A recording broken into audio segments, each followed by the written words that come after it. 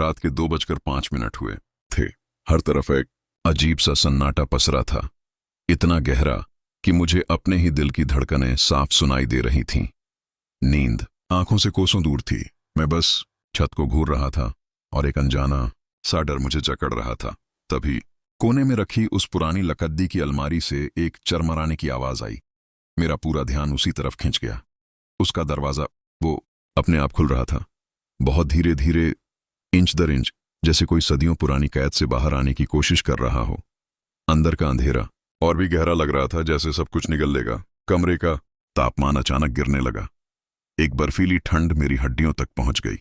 मैंने देखा बंद खिड़की के पर्दे हल्के हल्के हिलने लगे, जैसे कोई अदृश्य हाथ उन्हें सहला रहा हो। हवा का एक झोंका भी नहीं था। मेरा दिल अब सीने में किसी कैद पंछी की तरह फड़फड़ा रहा था। तभी मुझे वो आहट सुनाई दी, अलमारी के पास से कदमों की। कोई बहुत धीरे धीरे चल रहा था।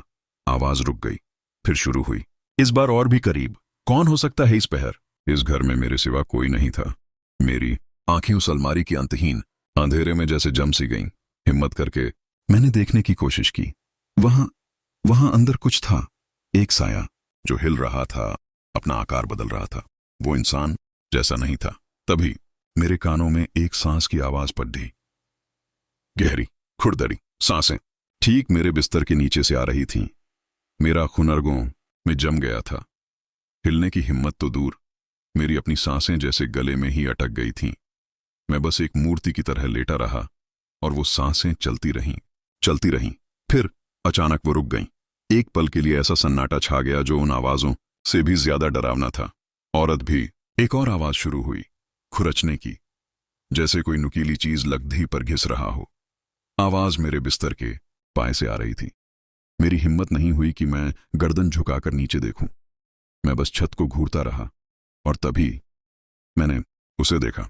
छत पर एक परछाई, लंबी और अजीब सी, जो धीरे धीरे मेरी तरफ बढ़ रही थी।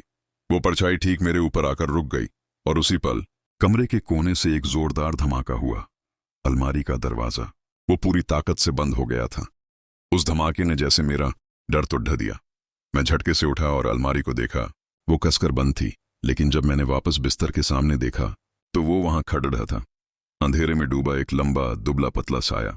उसका कोई चेहरा नहीं था, बस एक खालीपन। उसने धीरे से अपना हाथ आगे बढ़ाया। उसकी उंगलियां वो इंसानों जैसी नहीं थीं, लंबी और नुकीली, मेरी तरफ बढ़ रही थीं। और तभी मेरे कानों में एक फुसफुसाहट गूंजी, ठंडी और सदियों पुरानी, तुम मेरे हो।